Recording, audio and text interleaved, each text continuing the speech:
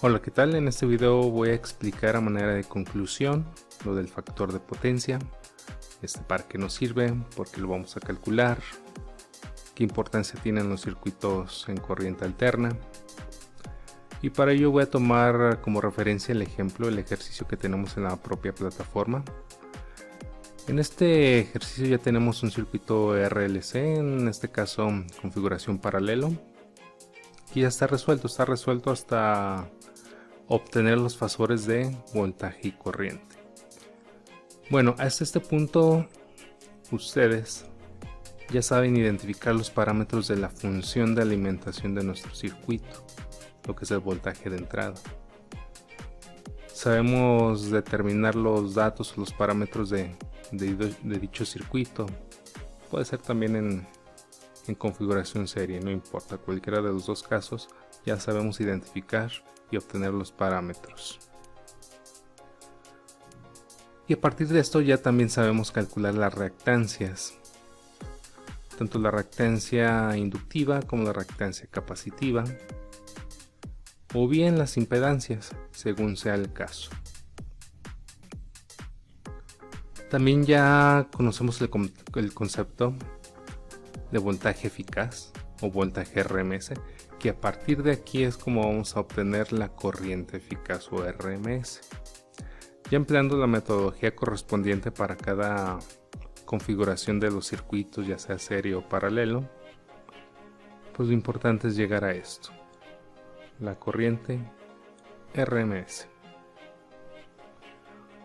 Ya conociendo el voltaje y la corriente eficaz, podemos tener nuestro diagrama fasorial tanto de voltaje como de corriente, y a partir de ahí buscar esos parámetros que nos determinen si nuestro circuito es eficiente, es deficiente, qué es lo que hace falta para que lo hagamos eficiente. Y es donde entramos al concepto de factor de potencia.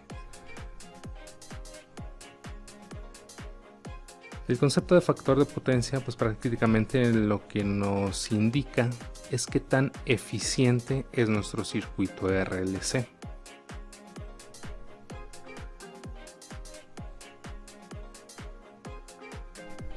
Podemos determinar con el factor de potencia otros componentes de las potencias, que es la potencia activa, la potencia reactiva y la potencia aparente. Prácticamente estos cálculos son sencillos. Sabemos que la potencia aparente no es más que el producto de el voltaje por la corriente, que nos indica cuál es la potencia que está demandando nuestro circuito para operar. Más sin embargo, de esa potencia aparente que en apariencia está consumiendo, pues realmente consume solamente una parte y otra parte pues está desperdiciando. Esto es lo que nos interesa del factor de potencia, conocer cuánta potencia demanda nuestro circuito, cuánta de esa potencia se está aprovechando y cuánta de esa potencia se está desaprovechando, y a partir de ahí obtener un valor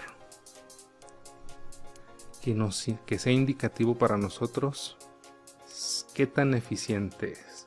Esto lo podemos expresar en términos de porcentaje. Para este ejemplo, el circuito que se ha resuelto se ha obtenido que tiene un factor de potencia de 0.78, recordando que lo ideal es tener un factor de potencia 1. Esto expresado, como ya les digo, en términos de porcentaje, pues tenemos una eficiencia del 78% de nuestro circuito, que realmente esta es una eficiencia pues mala. Lo que se busca es idealmente el 100% de la eficiencia, pero en términos reales pues vemos factores de potencia dentro del 98, 99, 99 punto y fracción.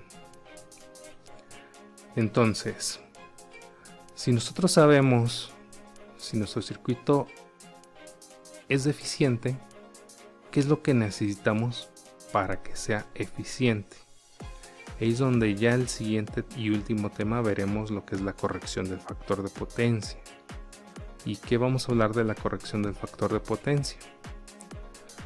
Tomando nuevamente como referencia nuestro diagrama fasorial de corriente y voltaje, recordamos que si la corriente está adelantada respecto al voltaje, es porque nuestro circuito es mayormente capacitivo. Si la corriente estuviera retrasada, es porque nuestro circuito fuera mayormente inductivo. Y entre las cargas capacitivas e inductivas, pues estas mismas se contrarrestan. Recordando que uno se encuentra en un eje positivo y el otro en el eje negativo. Entonces, para este ejemplo, tenemos que nuestro circuito es mayormente capacitivo, ya que la corriente está adelantada. Lo que necesitamos hacer es que este fasor corriente vaya reduciendo su ángulo de desfasamiento